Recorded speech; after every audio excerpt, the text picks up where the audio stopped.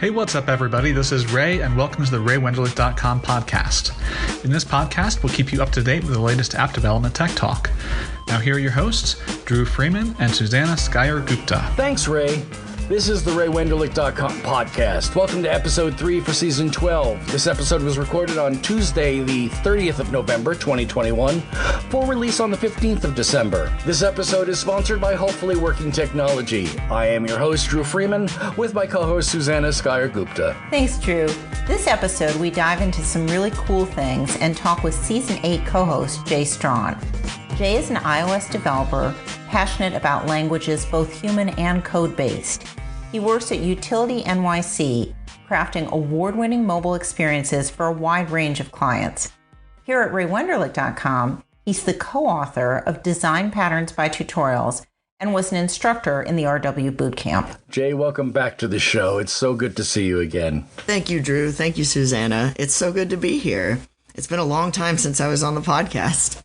And now it's shoe on the other foot. We've got you in the guest chair today. It feels totally different. I'm almost nervous. But you've done so much for Ray since you did the podcast. You've done a book, the boot camp. Yeah. I had done the book. I had just finished that right around when we started. Yeah. And then since then, I've been working on the Ray Wenderlich Bootcamp and working at Utility in New York City. And let me tell you, Design Patterns by Tutorials is just fantastic because it really takes Gang of Four and makes it a simpler thing to chew on. I tried to read it. It was it's very dense. It's you wouldn't think that it would be that dense, but it's hard to read. I was going to say yours, Jay, is on my must-read list, and I'm fascinated too because I know you're a career changer. Like, I looked you up on LinkedIn, and I know you come from like the librarian, classicist background, and then to have your book here, your first book here, be Design Patterns. I mean, that's really intense. Yeah, it was hard. Really techie. Yeah, it's funny because growing up, I'd always wanted to be an author and write a book, and I majored in English literature and Russian literature at Columbia University, and I never thought that the first way that I would get published was specifically about technology and design patterns, but it felt awesome, and it was a lot of research because I never took any computer science classes.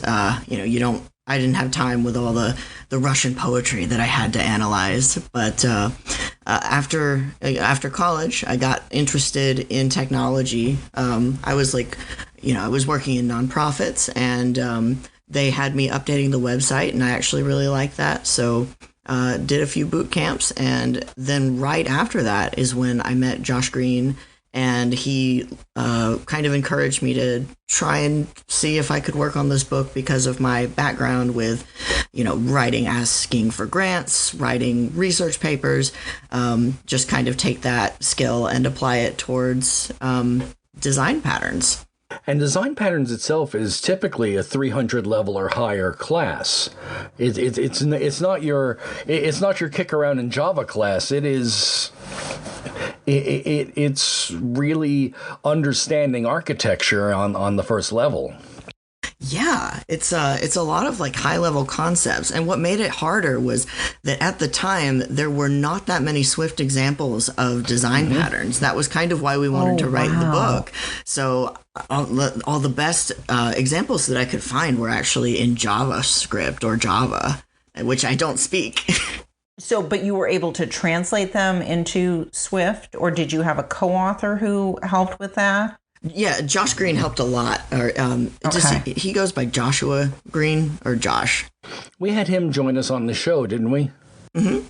Yeah, and he was, this book is very much like his idea and what he was very excited about. He loves taking design patterns and explaining them in a way that makes sense to someone who doesn't have a computer science degree. He's really amazing at that. So having him around to help if I was stuck or if I didn't really understand what some examples were trying to convey about a design pattern, he was always there to bounce ideas off of and be really helpful. And I've got it right on my shelf. It's a good book. Very good book. Thank you. Yeah, I have 5 of them on my shelf. I should. Oh, the benefits. Yeah, get the updated copy when it comes out. I was going to say you have holiday presents at the ready. Ooh, that's a great idea. Yeah, I'll sign it and give it to all my programmer friends. Now, you then also have done the boot camp now. As a teacher or like a boot camp that I got started with? Did you attend a boot camp and teach it? Yes, not with Ray Wenderlich. I attended a boot camp after I moved back to New York after my year in Chicago, and that's how I got my first iOS jobs and internships. And then after that big career change, when I heard that Ray Wenderlich was going to do an online boot camp specifically to help people who may have lost their jobs after COVID, I really wanted to be a part of that. So I signed up to be a teacher for that. So I want to drill down more and learn more about origin story. So you were here so I'm in Chicago. So you were here in Chicago. Tell us about what you were doing here and how that led to Tech Boot Camp. Yeah. So after college, I did an AmeriCorps type program. It wasn't AmeriCorps, but it was very similar, where I got a job at the nonprofit Refugee One in Chicago. And so I moved over there and I had housing and I worked there for a year, helping refugees who were resettling in the city of Chicago and more specifically Rogers Park area. I love that. I know Rogers Park. I had family who were in Rogers Park when I was a little girl, and it's a beautiful area, and you know, how exciting to share it with brand new Americans. Where is Rogers Park in relationship to downtown Chicago? Pretty far north. Far north, okay. I do not know Chicago, so I have to ask. It's a really interesting area. It's really ethnically diverse and like great Indian restaurants, and also like there's also a lot of, traditionally it was the center of the Jewish community, and it's just like it's a delicious hodgepodge. Yeah, it's really awesome. When I was in Refugee One, I believe it's in Uptown. I think that they moved to a larger office a couple of years later, so I don't really know exactly where they are now. But at Refugee One, I was in charge of training volunteers, keeping track of them in a database, so like a CRM type of thing, which was my first kind of foray into working a job that had, you know, some really serious CRM. Like before then, I'd actually worked with Microsoft Access and some other things at my library job. I was the zine librarian at Barnard College for a few years, and that was really cool. Ooh. Yeah, and while I was there, I actually got to, I was cited in a book about Sleater-Kinney because there were a lot of zines about them. So that's one of my favorite things that I've been credited in, is helping research Sleater-Kinney for that book. Okay, so you were here at Refugee One, and they said, okay, here's this CRM you've got to use. You've got to program it, you've got to change it. What did you...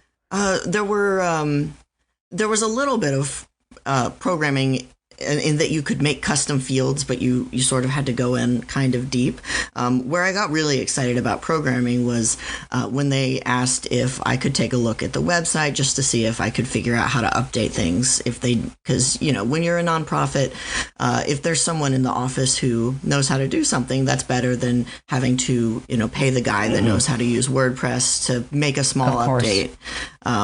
Because you want that money going towards the people that you're trying to help. So I learned a little bit about HTML. I, at one point, programmed a little JavaScript, sort of like, you know, as you're raising money for a fundraiser and you have like a temperature thing that goes all the way up to 100%, one of those. Right. And that was really fun. So I started getting into like looking at Swift and jailbreaking my phone and trying a few things to get started learning programming and see if that was a career path that I wanted to check out. Yeah, I remember the early days of iOS. You had no choice but to jailbreak if you wanted to do some serious programming on it. Yeah.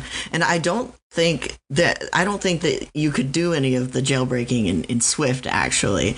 Like, I would download tweaks that other people had made, and then there would be a tutorial on how to customize it. And then you would kind of, go into there and tweak things. And it was a good learning experience, even though I wasn't really building stuff. I was just kind of editing things that someone else had built. Yeah, it's so cool to see it work, though. And then it'd be like, okay, well, what if I change, like the tutorial said this, but what if I do this instead? And, oh no, my phone doesn't work at all anymore. And oops, I've lost all of my photos from the past year. That be careful breaking your jailbreaking your iPhone is actually a lot safer. In the past few years, I haven't even looked into it lately, but there was a time where you could really just brick your phone very easily. Yeah. Well, it's getting harder and harder to jailbreak, and there's less and less reason to do so. Yeah, we have widgets now.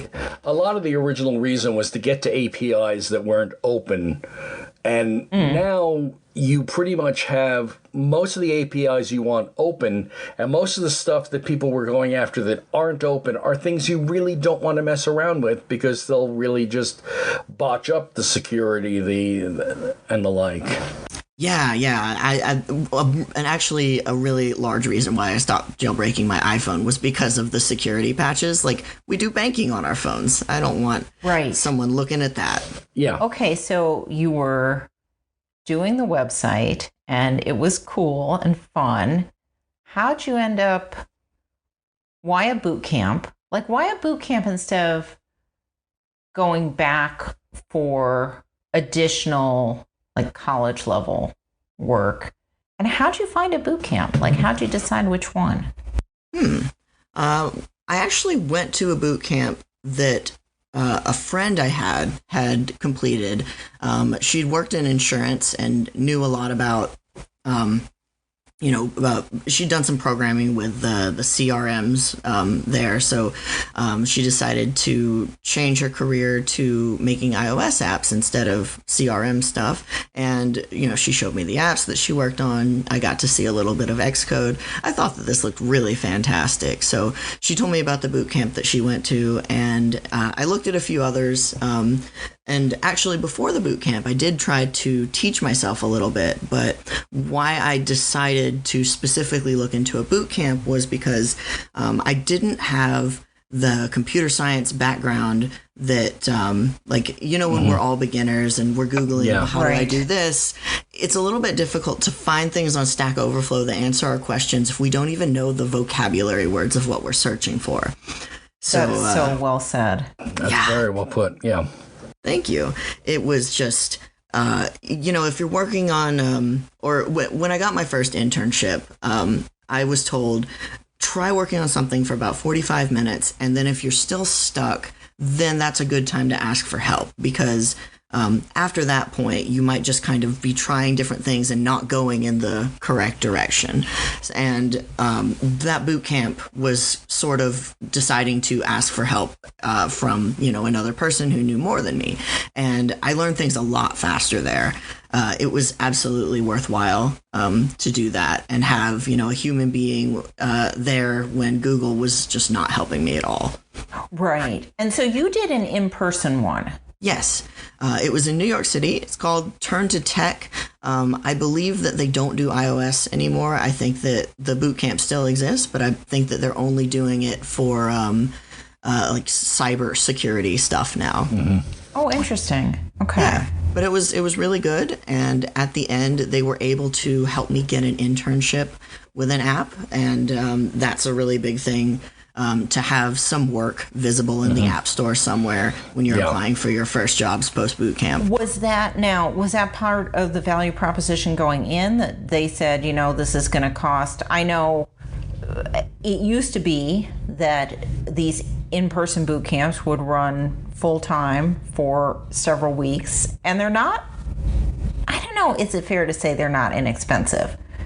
It depends on how you judge that, right? I mean, like, value for money, maybe they're not, but in an absolute sense, you've got to have $15 grand or something to sink into this up front? Yeah, that is about how much it costs. When I went, I paid about $9,000 because I qualified for a scholarship.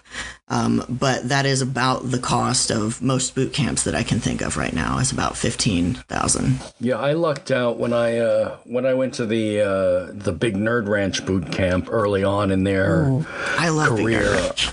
I was I think in their second boot camp, but you were actually paying to stay at a lodge in South Carolina. You were getting fed. You had a bedroom. This sounds fun. And then on That's top awesome. of that, you had 8 hours a day for a week of nonstop Big Nerd Ranch. But at that point, it was only about $4,000. But obviously, as the demand picked up, so did the price tag. Mm-hmm.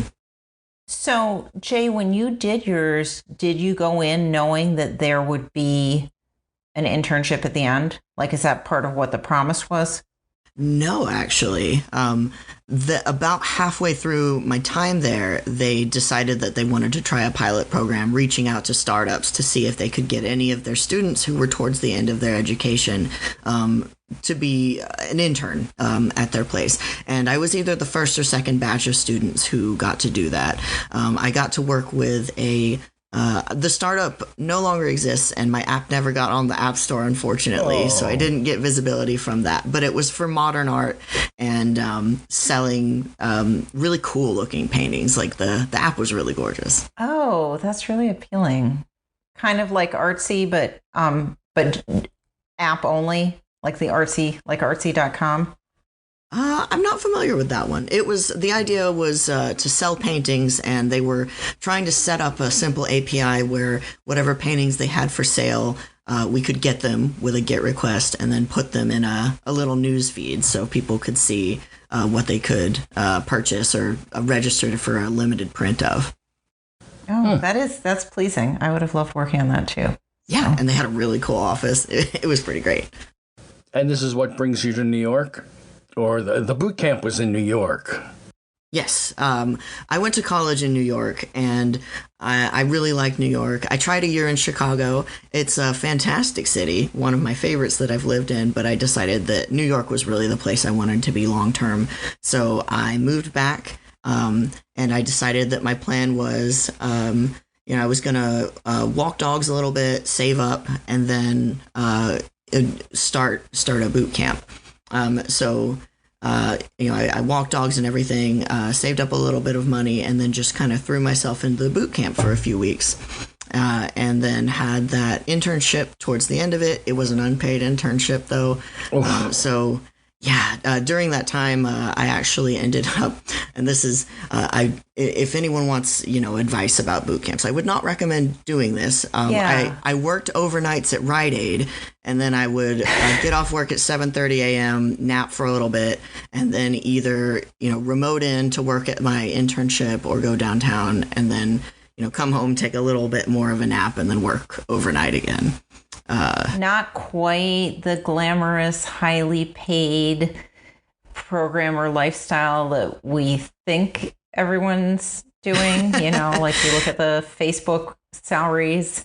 That's, Well, another thing about boot camps is that, the boot camps have an interest in, highlighting the people who end up working at Google 1 week after they graduate. But the reality for pretty much everyone in my cohort and everyone that I know that's done boot camps is that it's really hard to land your first gig out of a boot camp. I mean, we're talking about,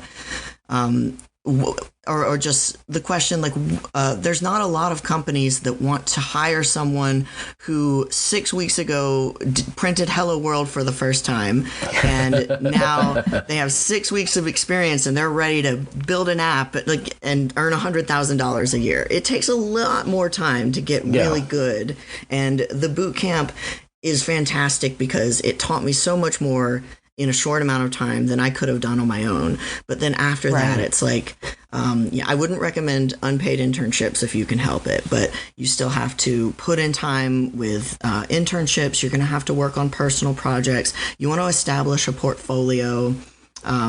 things that prove to the places that you want to work that you know what you're doing and that you have examples and projects that you can show off to them. Mm-hmm. So I want to shift from the boot camp you took to the boot camp you taught. Okay. How is it like now being the teacher in this? Let's back up and say, how much of the material were you responsible for planning out? There were 4 of us, and we alternated who taught what class per week. So, and we didn't have everything planned out before. So it was sort of like, see what is going to be taught this week, and then when you make your lesson plans, build off of what was taught by the last instructor in the week before. And, we did that with plenty of time to get the homework set up and everything, but it wasn't all I think that if we do it again, we would want to have all of the lesson plans and homework completed, 4 weeks before we even start. But yeah, so I guess that between the 4 of us, I was responsible for about 25% of the course material. Another challenge that we really had to think about was that this was 100% online. Even now, I'm not sure if I know of any 100% online boot camps, because so much of the draw is that you have a teacher who is there who can help you when you have questions and stop you from spending 2 hours on a problem, and instead kind of steer you towards the answer that you're looking for. And that motivation to keep going, that, we know this about online education, that it's difficult to complete online education. And I think that really is the missing piece, is that when we're face to face with other humans, there is this emotional, psychological contract of we're here face to face and we're going to meet back here whenever, like next class meeting or in a boot camp, like tomorrow. Or it sounds like, Dru, when you're describing your Big Nerd Ranch experience, like we're going to go back to the hotel together or the lodge, and then we're going to see each other, at dinner. And like, it's very, very bonding. And we're learning how to make that work online, but I don't think inherently for us as humans, it doesn't work quite as well. And we had Jen Bailey on the last show where we talked about that relationship of having the ability to go up and ask the questions, to have that face-to-face moment where if you're dropping something that you can have an approachable source and say, I can't see this. Can we sit down for a second and draw this out on paper? Can we talk this out? In the online world, I take it throwing up a quick whiteboard is not necessarily as easy to do. No. And some ways that we tried to deal with that was the students were split into 4 teams. And at the end of each lesson, then you would kind of go into your breakout groups, which was the team. So having that smaller group where you have a group that you see twice a week that you work with, that you kind of have your own Discord chat that you can chat with. I think that kind of helps with building that, because if you're in a group of, I think it was about 50 students, it can be a little bit hard to get to know everyone versus being in your group of 10 students with one instructor who can give a little bit more attention than just to the entire group. So I think that was really helpful, and I'm glad that we were able to split into smaller breakout sessions. And it's intimidating if there are 50 people, if I'm about to ask a question and there are going to be 49 other people going, why didn't she know that? Like, how'd she even get in here? Whereas it's just like 10.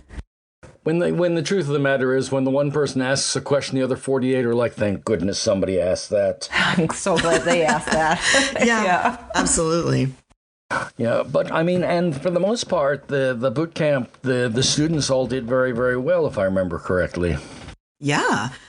We should look up the percentages later, but there are people who at the boot camp who are now on the staff of Ray Wenderlich as writers. There are people who have gotten actual jobs as iOS developers, and that's really impressive. Yes.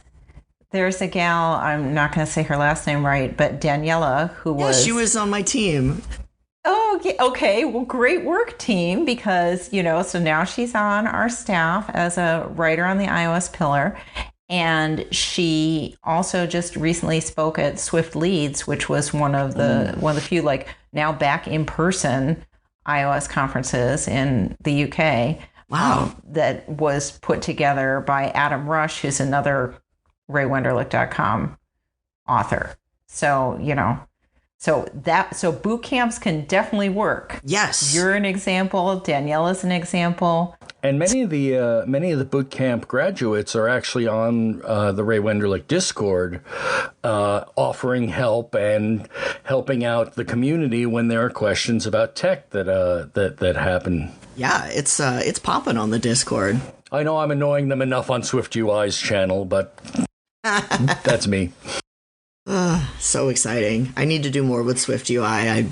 I all I've really done is like try to build a widget. Oh, yeah, I'm converting part of my app right now into SwiftUI, and well, I know both of you are beta testing and looking at my app, and you can probably see where the UI just sort of changes slightly because it's now SwiftUI versus UIKit. And I don't know. I am beta testing, and I'm really excited. Like, I'm excited by the UI changes. So, and I have very minimal experience in SwiftUI, but I will say, like, as somebody who has done a lot of content creation and, like markup language, HTML, SwiftUI is really straightforward, as in contrast with UIKit and like interface builder. No one in the boot camp was a fan of auto layout. And after they discovered SwiftUI, it was kind of like, for your final project, you can build it, in SwiftUI or UIKit. And everyone's like, we're going to use SwiftUI. It's, I don't remember who said it, but I once heard, you do UIKit because that's the industry standard and that's what you have to do for work. And then you do SwiftUI for your soul. I like it. That totally makes sense. I was looking over another thing that I think we're going to talk about a little bit here is how you market yourself, how you get out there once you've gotten your education to get these initial jobs. And I know, Jay, you had given a talk about how to write an app in 20 minutes. Yeah? Oh, no.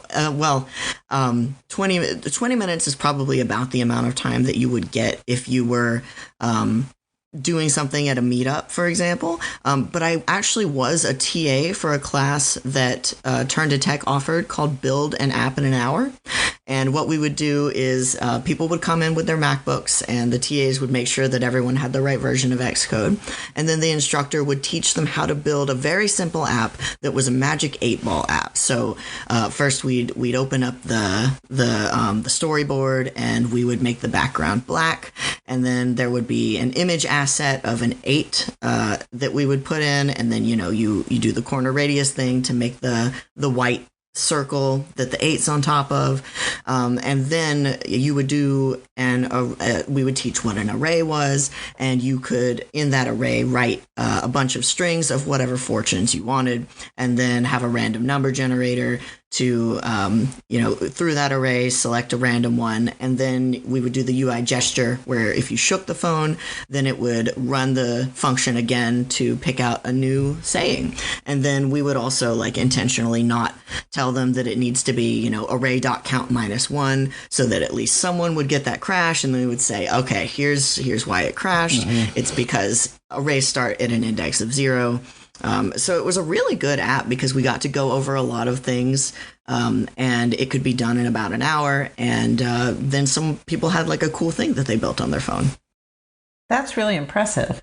Yeah, it was a great plan. So that was back in auto layout days. Yeah, so I wonder if it would be any different or faster for that particular thing in SwiftUI. Maybe not, actually.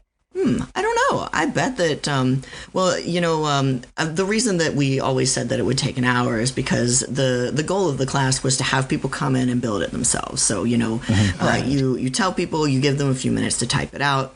But if, let's say, you're at a meetup, and you have a 20-minute slot, and you get to say, okay, here's 20 minutes. Here's what I find very exciting about Swift UI. Let's build a very quick app with some sample code that you have written ahead of time. I bet that you could do. Like, you could probably give some people a pretty good understanding of what's exciting about Swift UI with just 20 minutes, which is just awesome. Now, you had commented about the one person who gets tripped up by the array count -1, and I think that actually goes back to that whole... No. I think that goes back to that whole concept of with 6 weeks, you don't get... with 6 weeks, you don't necessarily get the experience. And I was actually thinking about that while working on programming today, where I would actually do a compilation, see 9 errors come up and go, okay, that's this is that, that's that, and that's that.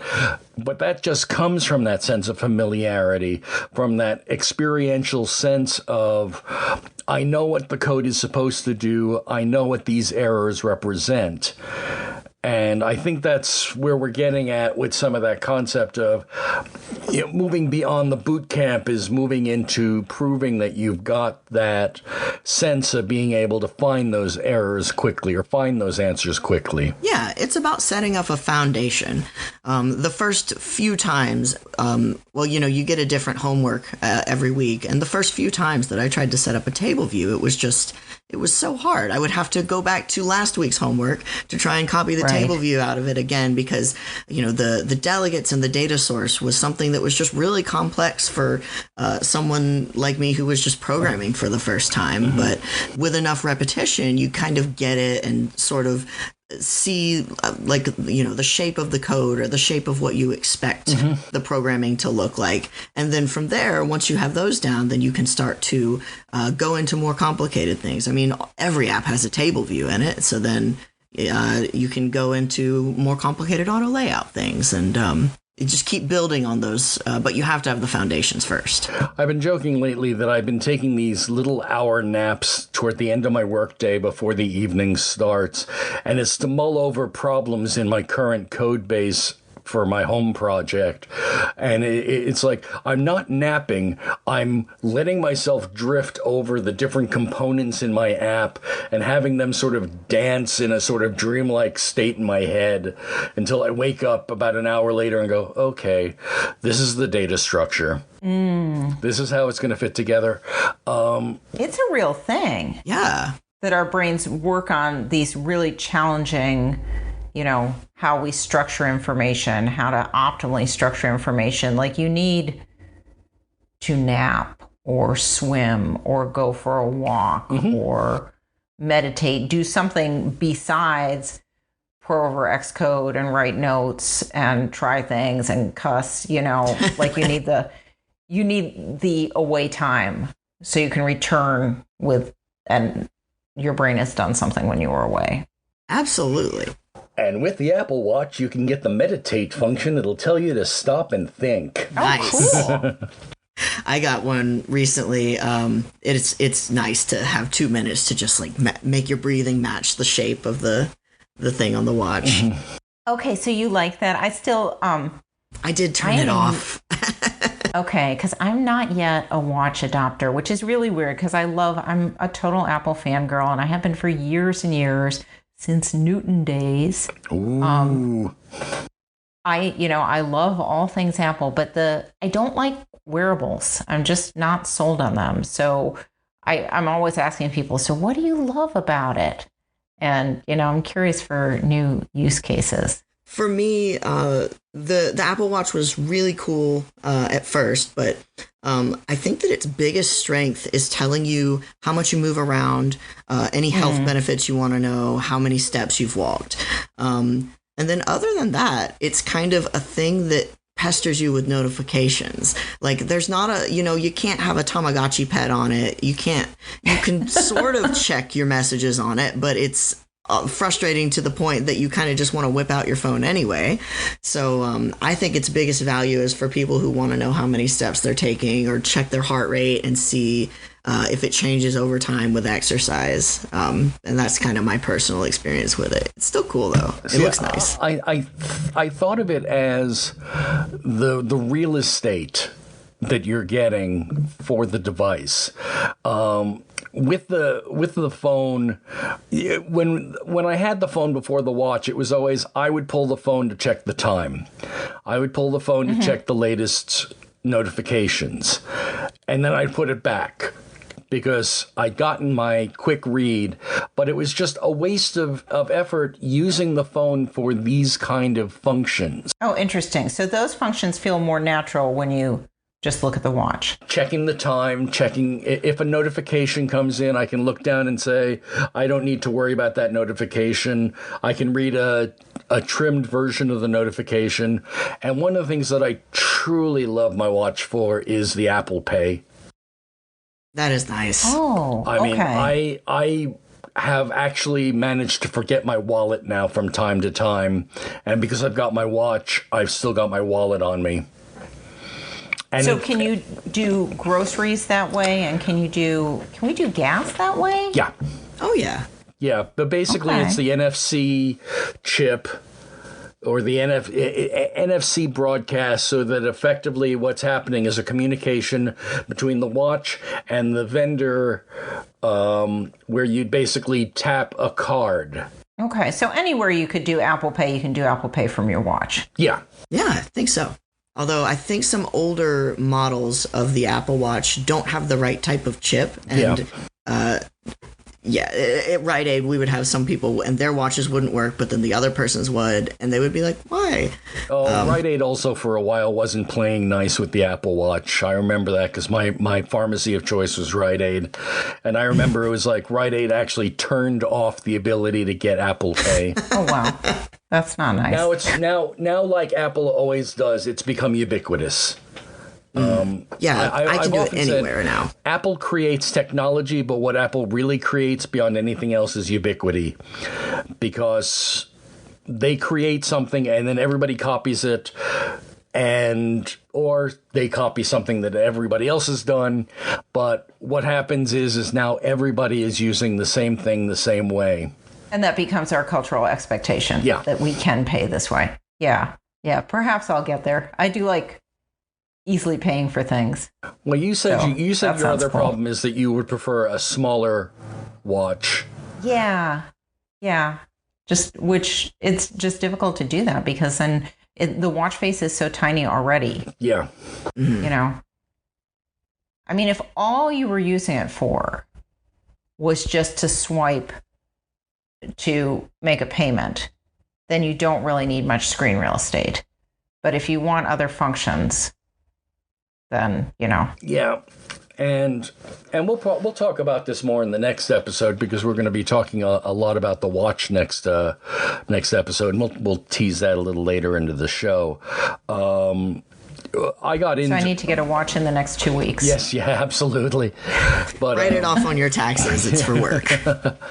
But I totally would do that. Yes. I got into the watch because I wanted to write the clock face complications. And they're just really cool, and I love the fact that I was able to write those fairly easily. Okay, so writing for it does sound super cool. Oh yeah, I'm glad that it's easy. I remember I have some cousins who have they've bought almost every Apple product. They love Apple, and they actually help me stay on top of things, because even though I'm an iOS developer, I had an iPhone 6 until last year.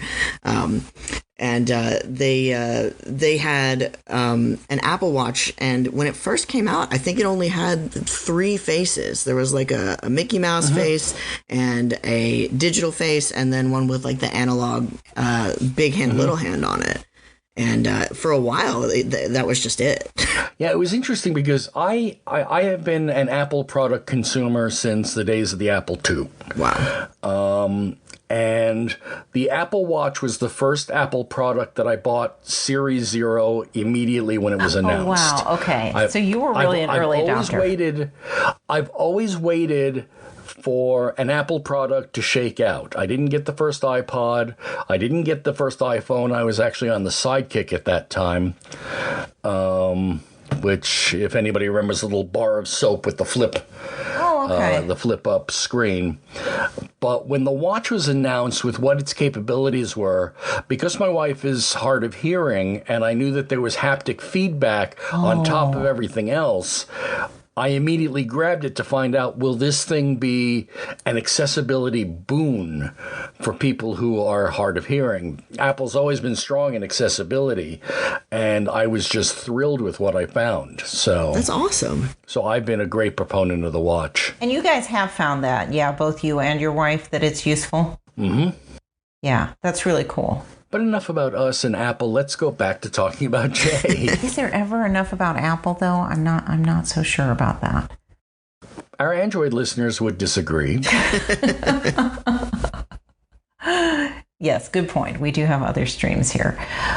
So, Jay, I know that another area that you have thought about and are expert in is, and we started to talk about it, is how you get the most out of meetups, and like, how do you find meetups? And then, if, as you know, thinking back to when before you were this experienced person and a boot camp instructor and an experienced dev, when you're a newbie dev, what do you do there? What do you do at a meetup, and how do you like get value out of it, and how do you stand out at one?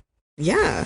So I enjoyed meetups a lot when I was first out of the boot camp, and I was actually introduced to meetups while I was in the boot camp. They would be on Wednesday nights somewhere downtown, not far from where the classroom was. So we would all kind of go as a group, and it was nice because you can meet iOS devs who are like working for a big company. You can meet people who are working at startups.